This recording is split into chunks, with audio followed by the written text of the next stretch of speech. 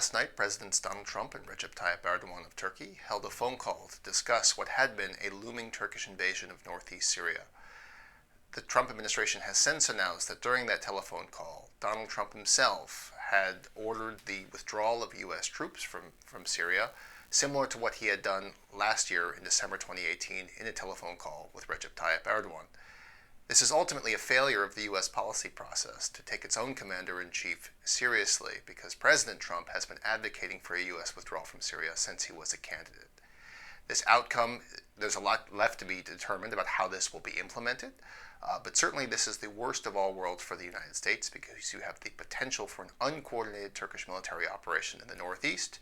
You have a Kurdish partner force, which had done the brunt of the fighting against Islamic State, that has been left in a lurch and will be left to scramble, either making concessions to Turkey or figuring out if it needs to go to the regime, which is led by Bashar al-Assad and the Russians for protection. And you have the enduring concerns about ISIS detainees, which are now under Kurdish control, obviously monitored as well by the United States.